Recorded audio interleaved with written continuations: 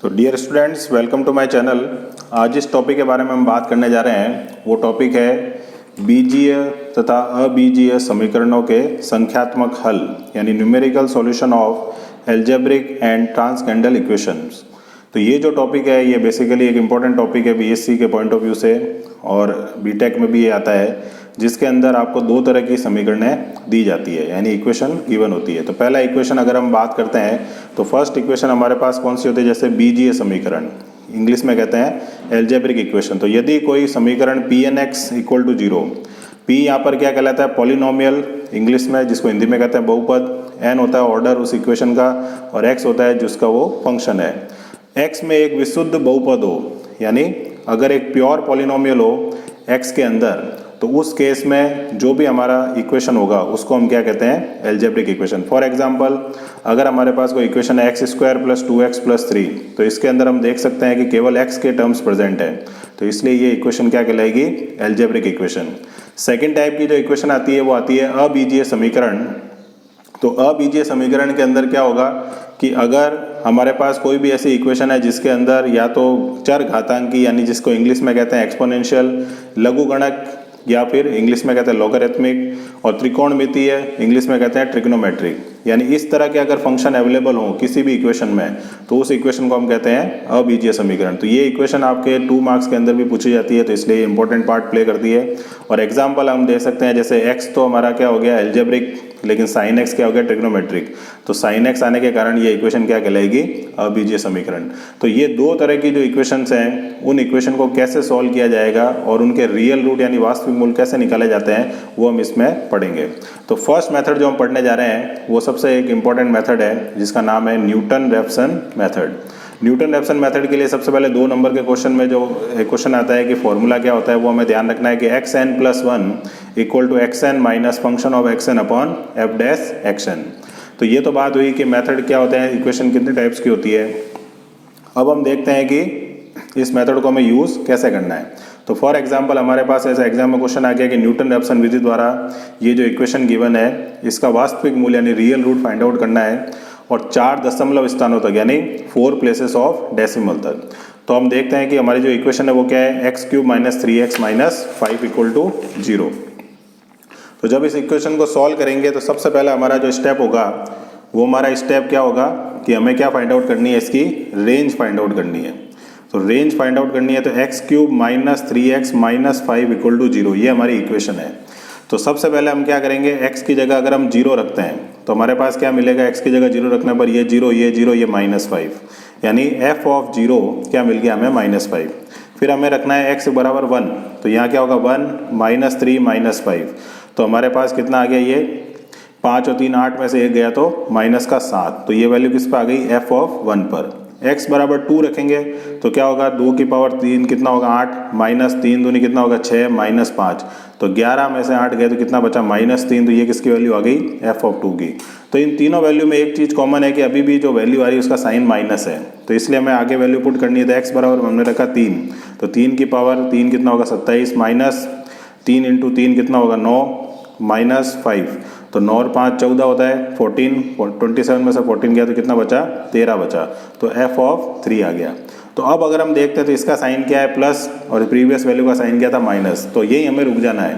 तो इसका मतलब जो हमारी रेंज होती है वो उन दो वैल्यू के बीच में होती है जिसमें वैल्यू या तो माइनस से प्लस ट्रांसफर हो या प्लस से माइनस। तो हमारी रेंज क्या हो जाएगी यहाँ पर 2,3। तो ये हमारा पहला काम होता है इक्वेशन के अंदर, अगर एल्जेब्रिक इक्वेशन है, क्योंकि एल्जेब्रिक इक्वेशन है तो रेंज फाइंड आउट करना। तो रेंज हमने डिटरमाइन कर ली।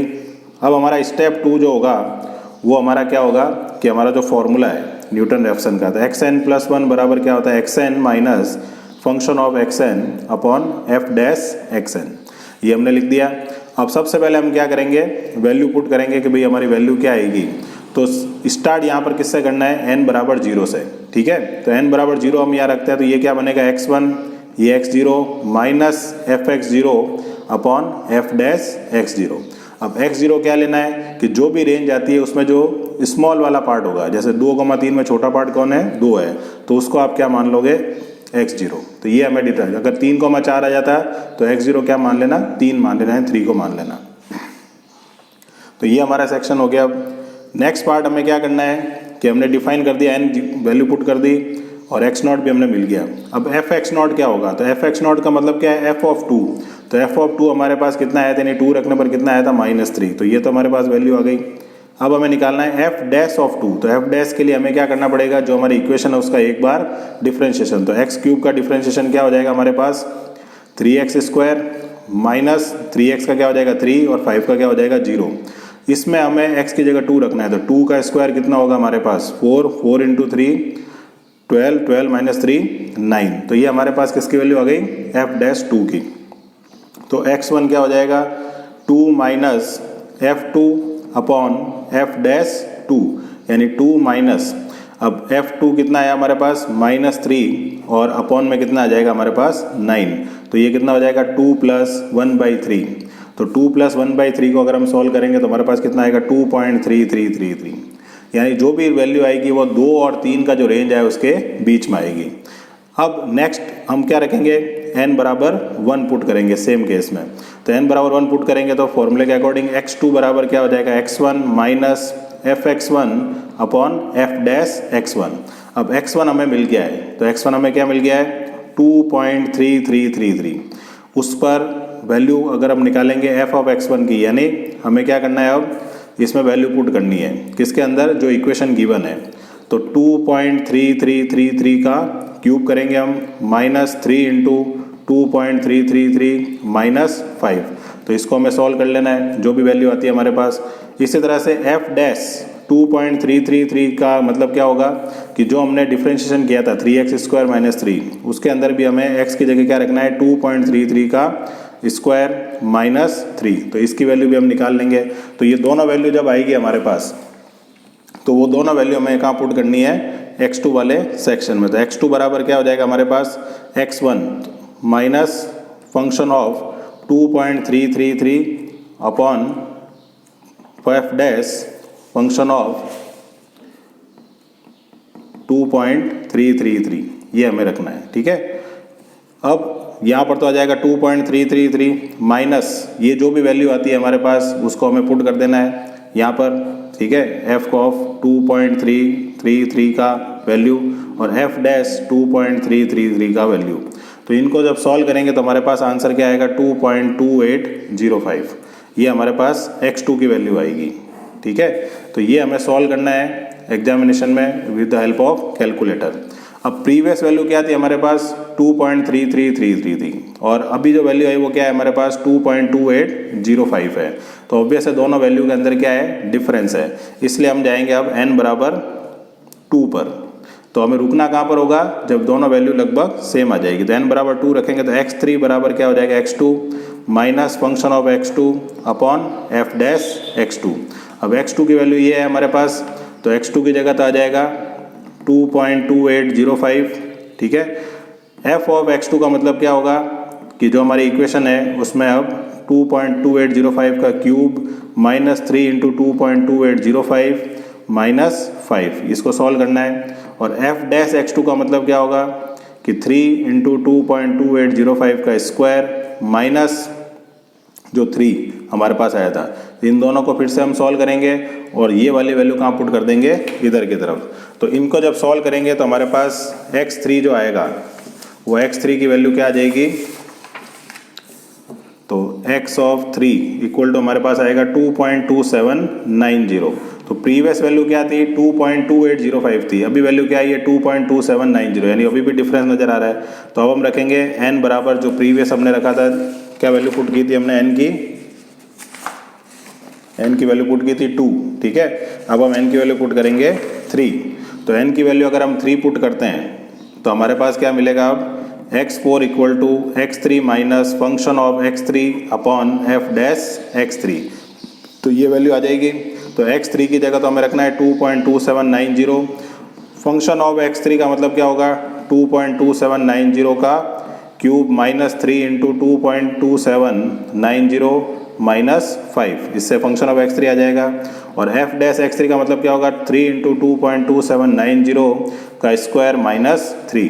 फिर से इनको जब सॉल्व करेंगे x4 वाले एक्सप्रेशन में रखेंगे तो x4 की जो वैल्यू है वो हमारे पास आएगी 2.2790। तो जब हम देखेंगे कि दोनों वैल्यू सिमिलर हो गई है तो वही हमारा क्या हो जाएगा, आंसर हो जाएगा। तो हम क्या लिख देंगे, वन ऑफ द रूट, यानी एक मूल, क्योंकि घात जितनी घात होती है उतने ही रूट होते हैं, तो इसकी घात कितनी है, 3 है, तो 3 ही रूट आएंगे। अब उसने पूछा है वास्तविक मूल, तो ऑब्वियस है कि वास्तविक मूल एक से ज़्यादा भी हो सकते हैं, लेकिन हमें तो एक ही रूट फाइंड आउट करना है। तो वन ऑफ द रूट यानी उनमें से एक मूल x का मान कितना हो जाएगा, 2.2790। तो ये हमारा क्या हो जाएगा, फाइनल आंसर। तो ये जो कैलकुलेशन है ये सब आपको कैलकुलेटर से सॉल्व करनी है एग्जामिनेशन में, तो इस चीज़ का हमें ध्यान रखना है। अब हम देखते हैं नेक्स्ट क्वेश्चन जो एग्जामिनेशन में बहुत बार आता है और वो अबीजीय समीकरण के रूप में आता है। तो फॉर एग्जाम्पल जो हमारा नेक्स्ट क्वेश्चन है वो है कि हमें दिया हुआ है x² + 4 sin x = 0, और इसका भी हमें 4 दशमलव स्थानों तक यानी 4 डेसिमल तक हमें रिजल्ट फाइंड आउट करना है। तो इस रिजल्ट को फाइंड आउट करने के लिए सबसे पहले जब हम देखेंगे इसमें, तो ये जो हमारी इक्वेशन है ये कैसी है, नॉन एल्जेब्रिक इक्वेशन है, ट्रांसकेंडल इक्वेशन है। तो इस तरह की इक्वेशन को सॉल्व करने के लिए हमें सबसे पहले क्या करना है कि जो भी हमारा एल्जेब्रिक पार्ट है और जो नॉन एल्जेब्रिक है उनको अलग अलग लिख देना है। तो जैसे x² + 4 sin x = 0 है, तो x² = आप क्या लिख देंगे, -4 sin x, यानी नॉन एल्जेब्रिक को अलग कर दिया, एल्जेब्रिक को अलग कर दिया।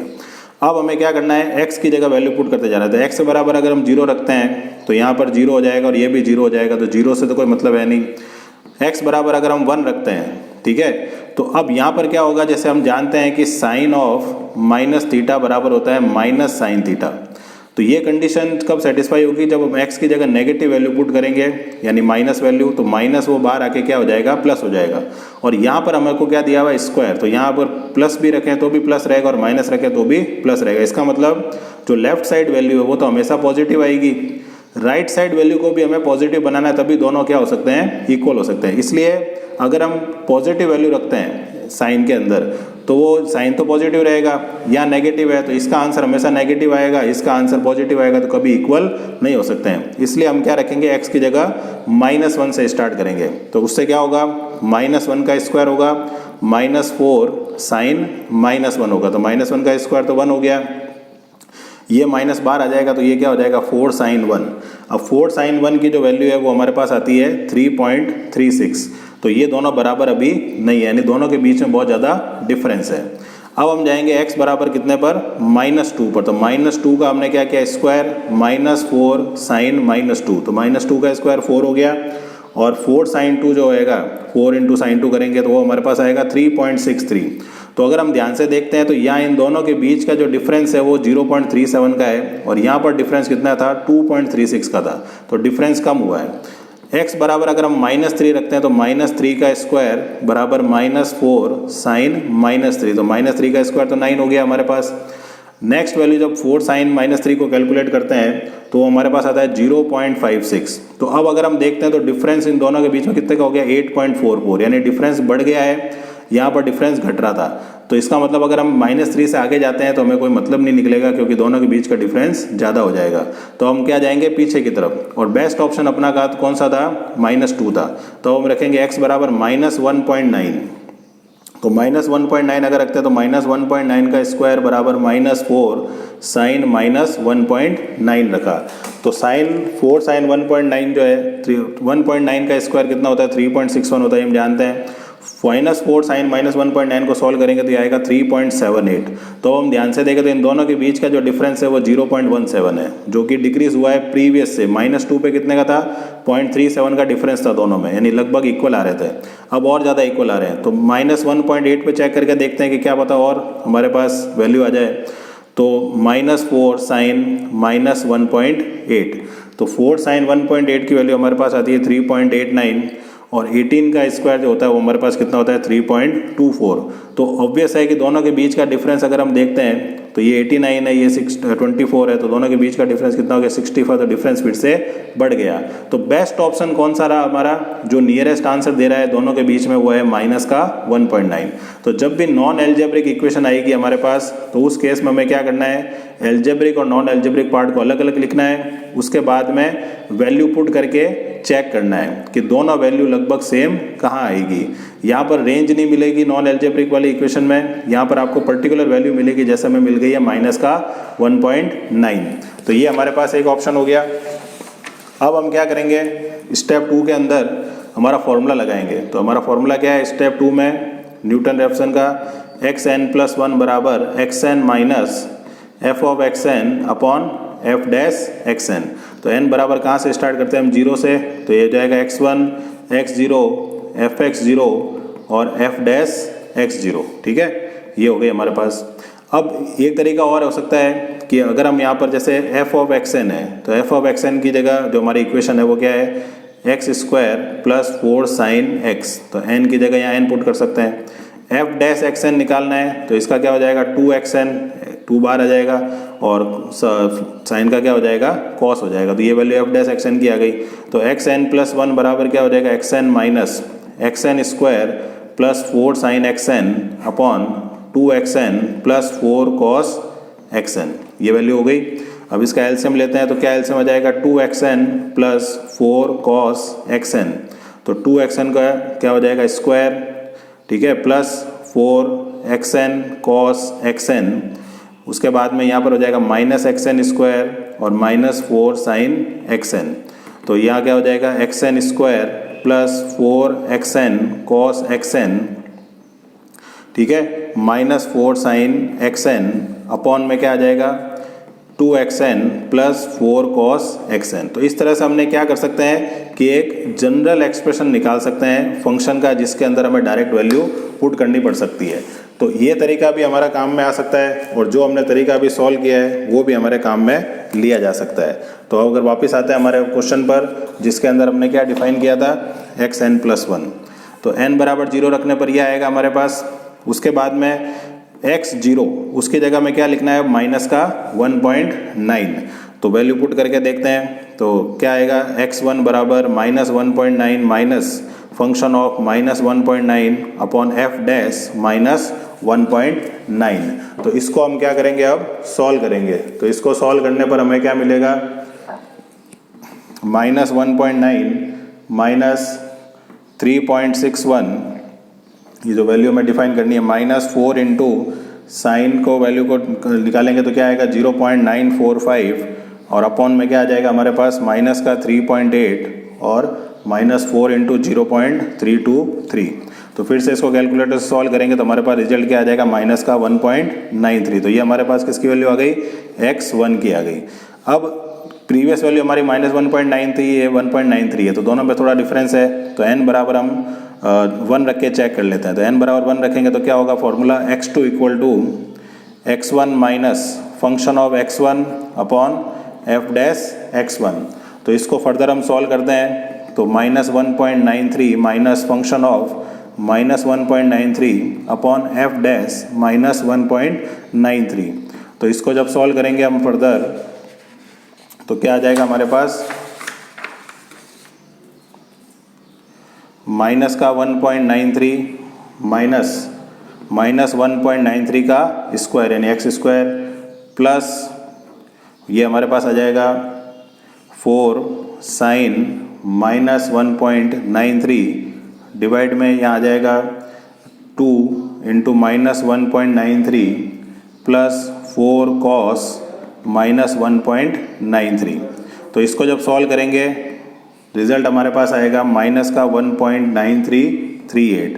तो इस तरह से हम देख सकते हैं कि जो प्रीवियस वैल्यू थी हमारी वो कितनी थी -1.93, और अभी जो वैल्यू आई है वो कितनी है हमारी -1.9338, यानी लगभग दोनों वैल्यू बराबर हैं। तो वन ऑफ द रूट जो इस इक्वेशन का है वो क्या हो जाएगा -1.9338।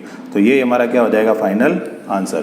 तो इस तरह से न्यूटन रैप्सन मेथड के द्वारा हम क्वेश्चन को सॉल्व कर सकते हैं। अगले वीडियो में हम देखेंगे कि रेगुलर फाल्सी मेथड से हम क्वेश्चन को कैसे सॉल्व कर पाएंगे। तो तब तक के लिए थैंक यू वेरी मच।